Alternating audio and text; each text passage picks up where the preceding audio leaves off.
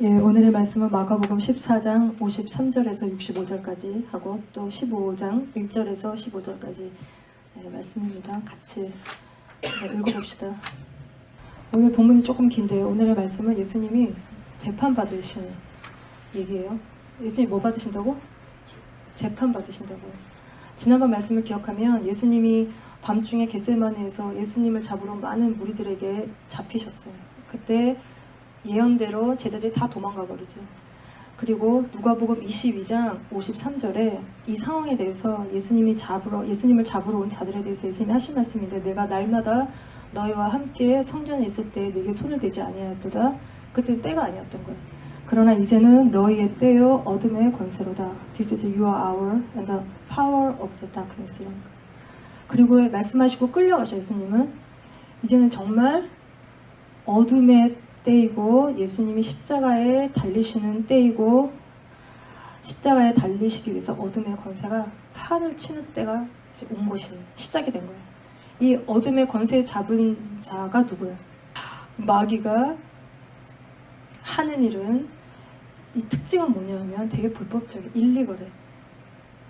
세상에 이 많은 불법적인 재판이 있는데, 오늘 이 예수님이 이 십자가에 매달린 이 어둠의 역사 가운데 있을 때 우리는 도대체 하나님은 어디 계시지? 이런 말이 나올 만큼 깊은 어둠의 시간이 이 마귀의 역사를 통해서 오는데, 근데 이거는 우리의 구원을 위한 한 분 예수님이 죽으시는 하나님의 뜻이 이루어진 놀라운 일의 시작인 거야. 그래서 우리가 어두움은 절망도 아니고 난리가 난 것도 아니고, 이거를 우리가 알 때 우리의 인생의 어두운 시간에 난리가 없어 떨 일이 아니라 하나님이 그 시간에 우리의 인생 이러고 계신다는 걸, 우리가 이렇게 통과해 가고 있다는 것들을 깨달을 때 우리가 인내할 수 있는 거예요. 이 권세 잡은 자, 어둠의 권세 잡은 자 마귀가 하는 일이 뭐라고? 일리거라다고 해서 되게 불법적이에요. 그래서 세상에 보면 불법적인 재판이 되게 많아요. 이 법정, 이 코트에서 일어나는 가장 일리거란 일의 모습이 어떤 거예요? 어떻게 하는 게 그 법정에서, 이 코트에서 어떻게 하는 것이 굉장히 불합리하고 일리거란 일이에요. 그러니까 죄 없는 사람을 잡아다가 확인도 안 되는 증거 자료 모아서 이 에비던스를 다 모아갖고 죄가 있다 선언하고 감옥에 있는 게, 이게 세상의 불법 재판의 모습인 거예요. 이 세상 커트에서 일어나는 이 수많은 억울하고 이 일리거란 재판을 다 합쳐도 오늘 이보다 더 불법적일 수 없는 일이 예수님에게 일어나고 있어요. 죄가 하나도 없으신 분이, 털어도 먼지 안 나는 사람이 없는데 예수님은 털어도 먼지가 하나도 안 나요. 인간의 모습을 왔지만 성령으로 잉태하셨기 때문에 죄가 하나도 없으신 거예요. 이 예수님이 아주 억울하게 죄를 다 뒤집어 쓰시고 최악의 사람 죽이는 십자가형을 받고 돌아가시는데, 이 십자가형은 로마 때만 있었던 게 아니에요. 이 고대 근동에 아수르나 페르시아나 이런, 아수르는 노예들을 잡아다가 십자가에 매달아 죽였어. 아주 되게 잔인하게 죽였어. 이게 로마 때 확산이 된 거야. 특별히 이 정치범들, 이 폴리티컬한 프리즈너들을, 반란자, 이 국가적인 반란자들을 잡아다가 이렇게 못 박아서 죽이는 거예요. 어떻게 예수님이 십자가형을 받게 되셨는지를 이제 보면, 예수님 몇 번의 재판을 받으셔? 두 번의 재판을 받으시지. 첫 번째로는 대제사장과 온 공회원들, 그러니까 한마디로 유대인들에게 의해서 재판을 받으시고, 두 번째 누구에게 재판을 받으시고? 로마의 총독이었던 빌라도에게 재판을 받으셔. 여기 먼저 이 첫 번째 재판을 보면은 예수님이 그 밤에 잡히셔서 어디로 끌려가냐면 대제사장의 집, 거기에 끌려가서 거기 갔더니, 오늘 본문 53절을 한번 봅시다. 갔더니 누가 있냐면 대제사장, 장로들, 서기관, 그리고 56절에 보면 거짓 증언하는 자들, many bear false witness들이 모여있어. 왜 모여있냐면 55절에 예수님을 죽이려고. 그리고 53절에 이 모여있는 이 대제사장, 장로들, 서기관, 바리새인들이 모여있는 이 사람들을 사내들인 공의회라고 불러. 이게 한 대략 70명 정도 되는데, 이 사람들이 모여서 이스라엘이 로마 통제 아래 있는데 유대인들 자체 법을 집행했던, 로를 execute 했던 이 기관인 거예요. 그래서 이스라엘이 로마 그늘 아래서 자기들끼리 죄진 사람들을 트라이얼, 재판하고 벌을 줄 수 있는 모임이에요. 이 심판대 앞에 예수님이 서 계신 거야 지금. 그래서 이 사람들이 모여서 예수님을 죄 있다 그러면 죄가 있는 거야. 근데 이 죄가 있다고 정죄, 죄 있어 라고 얘기하기 위해서는 모세의 법에 2명 이상의 증인이 필요한 거야. 위트니스가 2명이 똑같은 증언을 똑같이 해야 되는 거야. 근데 예수님을 죽이려고 모인 이 위트니스들이 어땠다고 오늘 읽은 본문에 나오냐 하면 55절에 봐봐요. 증거를 찾되 얻지 못했대. 그리고 56절에는 증언이 서로 일치하지 못했다는 거야. 그리고 59절에도 그 증언도 서로 일치하지 않더라. 한마디로 정확한 증거 자료가 하나도 없어. 그럼 어떻게 해야 돼? 풀어줘야지. 그쵸? 풀어줘야지. 증거가 없는데 풀어줘야지. 근데 이때 대제사장이 일어나서 61절을 봅시다. 뭐라고 그러냐면 네가 예수 그리스도를 향해서 찬송받을 이의 아들 그리스도냐? 이렇게 질문을 해. 그랬더니 계속 이 많은 증거들에 대해서 증언들에 대해서 다 입을 다물고 계시던 예수님이 그때 62절에 뭐라 그러시냐면 내가 그니라 I am he 인자가 권능자의 우편에 앉은 것과 하늘 구름을 타고 오는 것을 너희가 보리라. 엄청난 얘기를 하신 거예요. 예수님이 누구신지 이 법정, 이 코트에서 나타내 보이시고 정말 또 에고에이미하셨고 나는 죽고 부활하고 하늘로 올라가서 하나님 우편에 앉을 것과 장차 마지막 때 구름 타고 나는 다시 올 거다. 세컨 커밍 할 메시아라는 것을 선포하시는데 이 그림은 굉장히 아이러니해요. 되게 아이러니하지. 예수님이 인간의 심판대 앞에 서 계신데 근데 진짜 우리 인간의 저지 심판하시는 분은 누구야? 예수님이신 거예요. 예수님. 예수님이 다시 오시는 마지막 날에는 어떤 그림이 그려질까? 그렇지. 완전히 자리가 뒤바뀌는 거예요. 지금은 예수님이 유대인의 이 산해드린 공의 앞에 서 계시지만 그래서 재판받고 계시지만 예수님이 마지막 때 다시 오실 때 우리가 그분의 심판대 앞에 서게 될 거라는 거예요. 좋았지만 심판날에 우리가 예수님의 심판대 앞에 서게 된다는 거예요. 맞아. 요한복음 5장 22절 나눠준 것에서 같이 읽어봅시다. 요한복음 5장 22절 시작. 예, 아버지께서 아무도 심판하지 아니하시고 심판을 다 아들에게 맡기셨으니 심판하시는 분이 누구라고? 예수님. 그리고 데살로니가 후서 1장 7절 8절부터 같이 읽어봅시다. 주 예수께서 자기의 능력의 천사들과 함께 하늘로부터 불꽃 가운데 나타나실 때 재림하실 때 하나님을 모르는 자들과 우리 주 예수 복음에 복종하지 않는 자들에게 형벌을 내리시리니 주의 뜻대로 살지 않는 자들에게 형벌을 내리시리니. 그리고 로마서 14장 10절 말씀부터 읽읍시다. 시작. 예, 내가 어찌하여 내 형제를 비판하느냐 어찌하여 내 형제를 업신여기느냐 우리가 다 하나님의 심판대 앞에 서리라. 고린도 후서 5장 10절 11절 말씀도 같이 읽읍시다. 시작.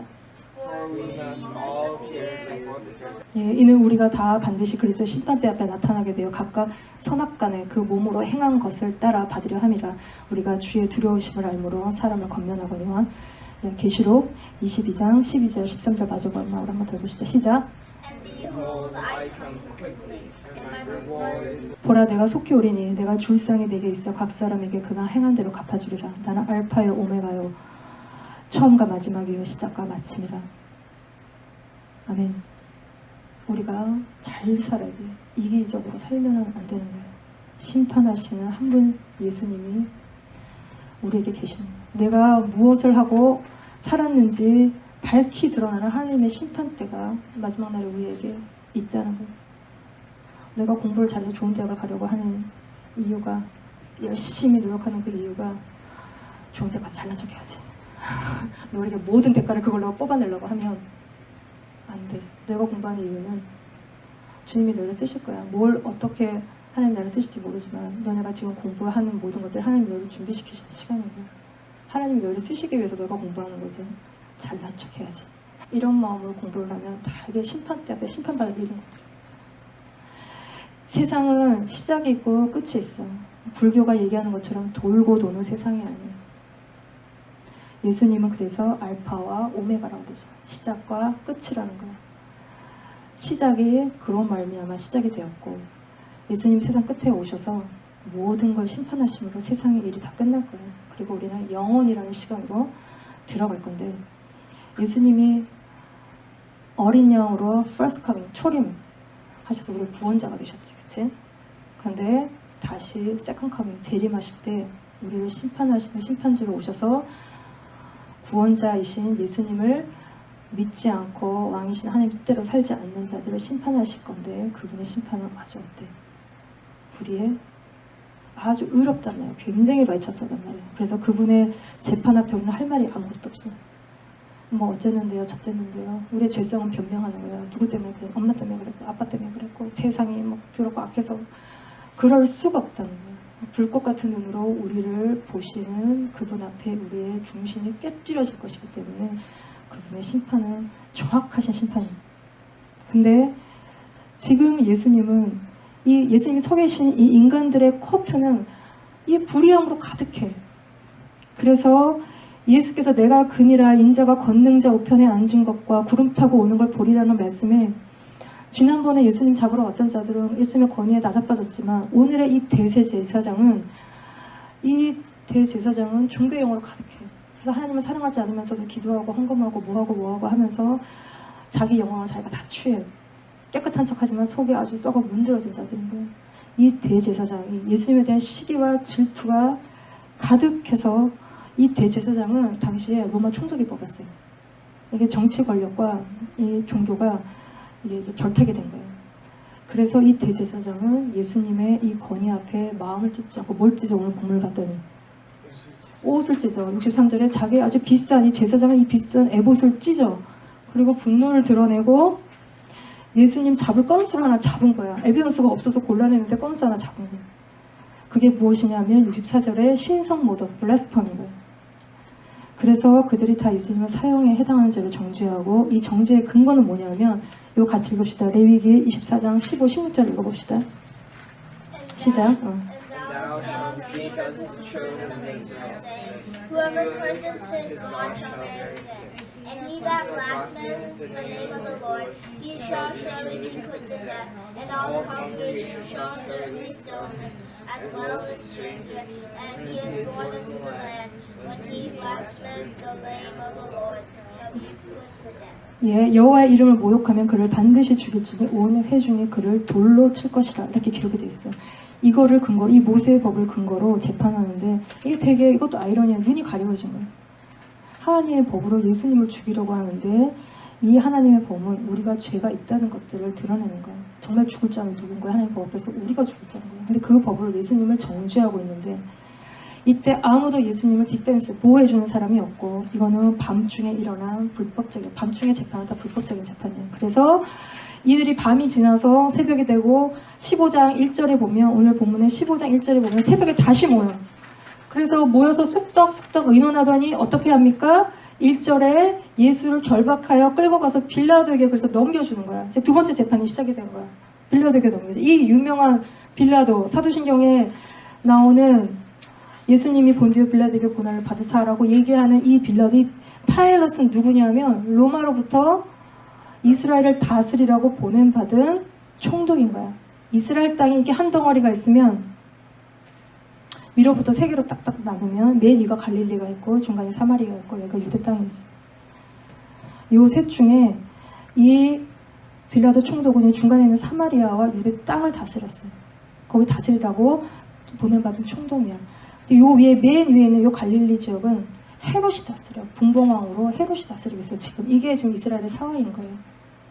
성경에 헤롯이 되게 많이 나오지. 이게 이 여러 헤롯이 다 똑같은 헤롯이 평생 살면서 이렇게 통치한 게 아니고 이게 패밀리인 거야. 이게 가문인 거야. 헤롯 가문인 거야. 그래서 예수님이 태어날 당시에 헤롯 대왕, 이 예루살렘 성전을 리모델링 했던 이 헤롯 대왕, 이 위로 두 분이 더 계신데 이 첫째 이 헤롯 안티파트라는 사람이 정치적 능력이 굉장히 뛰어나서 로마로부터 이스라엘 땅을 통치하는 이 통치권을 얻어받은 거예요. 그리고 아들대로 내려오면서 통치하고 메인하는데 헤롯 대왕, 아기 예수님을 죽이려고 했던 그 헤롯 대왕이 죽고 그 아들 3명에게 땅이 이렇게 나뉘어졌는데 이때 유대와 사마리아를 다스리던 헤롯 아켈레우스가 제대로 통치를 못해서 아웃되고 거기에 로마 총독이 이제 보내져 온 거야. 빌라도는 5번째로 온 총독인 거야. 근데 이 얘기를 왜 하냐면 이 빌라도가 왜 예수님을 넘겨주냐 하면 십자가에 15장 15절을 봅시다. 무리에게 만족을 주고자 빌라도가 예수님을 십자가에 넘겨줬던 거예요. 빌라도는 예수님 죄가 없는 걸 알아요. 자기의 아내가 꿈을 꾸지 예수님이 죄 없으신 분이라는 걸 알 수 있는 꿈을 꿔요. 그래서 풀어주고 싶어 하지만 그래서 예수님을 때리고 놔주려고도 하고 바라바 대신 풀어주려고도 노력하고 또 이 모든 상황을 피하기 위해서 갈릴리에 있는 분봉한 헤롯에게 결정권을 넘기려고 보내기도 해. 다시 돌려보내서 결국은 예수님이 빌라도 앞에 서 계신데 그가 15절에 무리에게 만족을 주고자 willing to content the people 만족을 주고자 바라바는 놓아주고 예수님은 채찍질하고 십자가에 못 박아 예수님을 넘기는 거야. 그가 왜 이럴 수밖에 없었는가? 왜 무리에게 만족을 주어야 될 수밖에 없었냐 하면 이미 그러니까 빌라도는 유대 땅에 와서 다스리면서 유대인들이 싫어하는 짓을 엄청 많이 한 거예요. 그래서 이미 막 이제 몇 번을 들고 일어났었는데 누가복음 13장 1절 2절에서도 보면은 빌라도가 갈릴리 사람 중에 하나를 잡아다가 죽여서 이 희생자들의 피를 제물에 썩는 아주 엽기적인 사건이 있었어요. 그 외에도 유대인들의 마음을 막 자극하는 너무 많은 일들이 있었어요. 조금만 더 건드리면 이게 빌라도가 쫓겨날 판이 된 거예요. 반란이 일어나서. 그때 대제사장에 의해서 동원된 무리들이 외치는 십자가에 못 박으라는 요구를 그래서 그가 받아들일 수밖에 없고 이 예수님의 십자가에 못 박았어서 말하는 그 무리가 누구냐 하면 11절에 보면 이 사람들은 대제사장들이 무리를 충동했다고 기록이 됐어. 이 사람들은 막 충동한 거야. 대제사장이 예수님을 죽이려고 충동했다는 거야. 누가 예수님을 우리가 십자가에 못 박았는가? 이 모두가 다 예수님을 십자가에 못 박은 사람들이라는 거야. 빌라도는 예수님이 죄가 없는지 알지만 자기의 포지션을 지키기 위해서 자기의 정치적인 유익을 위해서 두려움 가운데 비열한 선택을 하는 거예요. 비열하다는 것은 뭐가 잘못된 건지 알면서도 그리고 뭐가 옳은지 알면서도 자기의 유익을 위해서 선택하는 거 그게 아주 비열한 거예요. 그리고 이 덜 떨어진 무리들은 분별 없이 대제사장에게 충동질을 당해서 십자가에 넘겨오라고 외치는 거예요. 마귀가 와서 우리를 충동질해서 거기에 마음이 뺏겨서 이런 어리석은 행동을 우리가 하게 된다는 거예요. 그럼 우리는 아니냐? 우리는 괜찮으냐? 아니라는 거예요. 우리 안에도 예수님을 십자가에 못 박아 넘기는 죄성이 가득해. 내가 살라고 예수님을 모른 척하고 내가 하고 싶은 것들 때문에 예수님 뜻대로 하는 게 귀찮고 인생을 즐기고 싶기 때문에 우리가 예수님을 거부하고 밀어낸단 말이에요. 마귀가 와서 불신을 넣어주면 내 마음이 예수님에 대한 불신으로 가득해진다. 이렇게 복잡한 이해관계 속에 얽히면 나 살자고 예수님을 밀어낸다는 거예요. 이 빌라도가 오늘 같은 본문에 요한복음에 이 예수님과 빌라도의 대화에서 보면 빌라도가 예수님을 향해서 이렇게 물어. 네가 왕이냐? 그랬더니 예수님이 18장 요한복음 37절에 가면 내가 왕이라. 내가 이를 위하여 태어났으며 이를 위하여 세상에 왔나니 진리에 대해 증언하려 함이라. 무릇 진리에 속한 자는 내 음성을 듣느니라 하실 때 빌라도가 뭐라고 묻냐면 진리가 뭐냐고 물어. 진리가 예수님께 뭐냐고 빌라도가 묻는 거예요. 그랬더니 예수께서 가라사대 예수님이 진리에 대해서 말씀하시는데 요한복음 14장 6절에 내가 곧 길이요 진리요 생명이니 예수님이 뭐야? 진리신 거예요. 빌라도는 예수님이 죄가 없으신 줄 알았지만 그가 진리인 줄을 몰랐기 때문에 결국은 어둠에 속하여 어둠의 선택을 한 것이에요. 우리가 예수님이 진리인지를 모르면 오직 예수 이거 너무 편협해. 길이 얼마나 많은데 오직 예수래. 이런 세상 논리에 빠져서 예수님의 가르침은 이거 어리석어 이렇게 지키고 사는 거야. 스튜핏한 거야.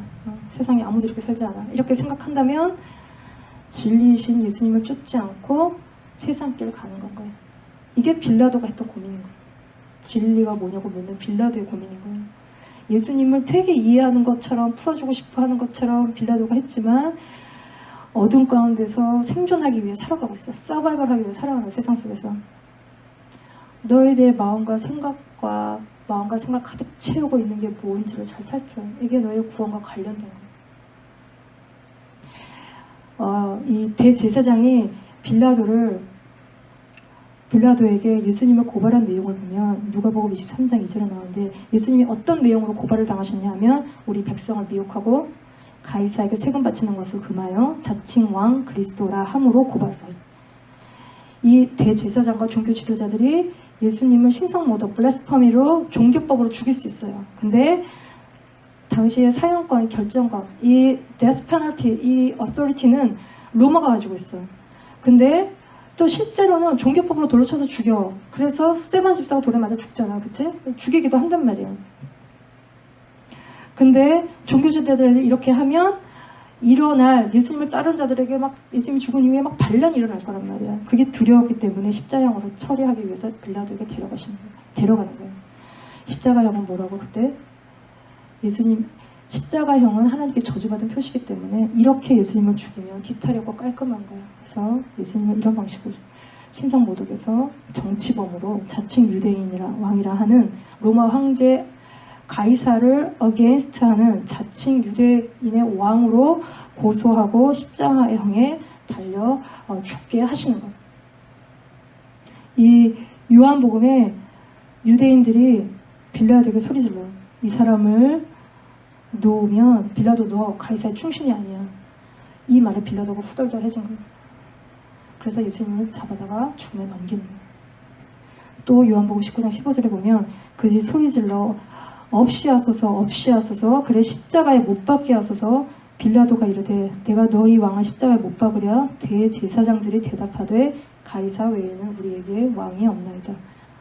종교 지도자였던 대제사장의 입에서 나온 말이 뭐냐면 가이사 로마 황제가 자신들의 왕이라고 얘기하는 거예요. 스스로 나는 세상 나라에 속했다고 종교 지도자인 이 대제사장의 입에서 나오는 거예요. 너희들은 누가 왕이야? 예수님이 왕이고 진리이고 예수님만을 따를 것에 대한 고백이 우리 안에 필요한 거예요. 마지막으로 이 두 번에 걸친 재판 과정에서 예수께서 보이신 반응은 뭐예요? 침묵하셨어요. 침묵하고 아무런 대답이 없으셨어요. 수많은 사람들의 고소에 어큐즈하는 것에 변명하시거나 아니라고 하시거나 일일이 답하지 않으셨어요. 단지 자신이 누구인지만 나타내 보이셨어요. 빌라도가 그래서 굉장히 기이하게 여겼다고 했어요. 사람들의 공격에 아무런 반응이 예수님이 없으신 거예요. 왜냐하면 예수님은 이미 하나님의 뜻이 무엇인지를 알고 계셨고 이사야 53장 7절 말씀에 그가 곤욕을 당하여 괴로울 때에도 그의 입을 열지 아니하였으며 마치 도수장으로 끌려가는 어린 양과 털 깎는 자 앞에서 잠잠한 양같이 그의 입을 열지 아니하였도다. 이렇게 하심으로 하나님의 뜻을 예수님은 이루시는 거예요. 침묵하시는 거예요. 우리는 억울한 일 당하면 어때? 세상 만방에 알려야지. 이걸 고발해야 된다고 생각해. 다 알려서 이 불의한 일을 세상 가운데 다 알려야 된다고 생각해. 근데 예수님은 모든 걸 하나님께 맡기셨어요. 우리가 때로는 말을 해야 될 때가 있고 때로는 말을 하지 말아야 될 때가 있어. 그거를 아는 것이 영적인 지혜인 거고 분별인 거고 하나님 뜻을 아는 사람인 거예요. 이거를 거꾸로 말하지 말아야 되는데 막 말하는 거 이거는 혈기인 거예요. 내가 못 참아서 막 떠드는 건 거예요. 성령님이 우리의 우리의 말을 관리해요. 그렇기 때문에 우리가 막 떠든 다음에 우리는 금방 후회해요. 이미 막 떠든 말들은 엎어진 물인 거예요. 주워 담을 수가 없어요. 이미 상대방에게 굉장히 날카로운 칼이 돼서 다 마음에 칼처럼 다 들어갔기 때문에 후회해도 소용이 없는 일이에요. 다시 오실 때 심판주로 오셔서 각 사람의 행한 대로 갚아주실 예수님께 세상 살면서 겪는 우리 어려움을 다 맡길 때 예수님 이 땅에 속히 오셔서 우리에게 잘 견디는 자에게 상과 위로를 주시는 그 상과 위로를 받게 될 줄 믿습니다. 모든 걸 주님께 맡깁시다. 우리 이 시간 같이 기도합시다. 지금 잠잠히 내 마음을 가득 채우고 있는 것이 뭔지 봅시다. 이 조용할 때 막 떠오르는 생각들이 내 마음과 생각을 다 채우고 있는 것들이에요. 우리의 중심을 꿰뚫어 보시는 우리를 판단하시는 예수님께 우리가 이 시간 나아가서 날 위해 불법한 재판을 받으시고 죽으신 예수님을 위해 살지 않는 그분을 이제 거부하고 밀어내는 내 안에 이런 말씀을 듣고도 whatever, I don't care 이러는 상관없다고 생각하는 우리 안에 이런 마음들 우리가 이 시간 회개하고 주님께 우리의 마음을 지금 돌이킵시다. 같이 기도합시다. 사랑하는 주님, 죽고 부활하셔서 하나님 옆에 앉아 계시다가 저리로서 산자와 죽은 자를 심판하러 다시 오실 주님을 우리가 기다립니다. 마라나타, 주님 속히 오시옵소서. 우리가 주님 다시 오실 것을 기억하며 우리가 두렵고 떨림으로 우리가 우리 인생을 살아가게 해주시고 우리의 마음에 깨끗하지 않은 동기들을 회개하오니 주여 우리의 마음과 생각을 깨끗하게 해주시고 세상을 음란하듯 사랑하는 우리의 이 모든 마음들을 회개합니다. 주님, 우리의 마음 가운데 세상을 사랑하며 빌라도처럼 무엇이 옳고 그른지 알면서도 세상을 선택하는 우리 안에 이 연약하고 죄된 마음들 우리가 다 회개하오니 세상을 선택하지 아니하고 우리의 왕이신 주님을 선택하는 인생을 우리가 살게 하여 주시옵소서. 우리의 마음을 깨끗하게 해주시고 우리의 모든 동기들, 우리가 말하고 행동하고 우리가 뭐가 되고 싶은 모든 동기들을 주님 정결하게 해주셔서 주님을 위해 사는 우리의 인생이 되게 하여 주시옵소서. 예수님의 이름으로 기도드렸습니다. 아멘.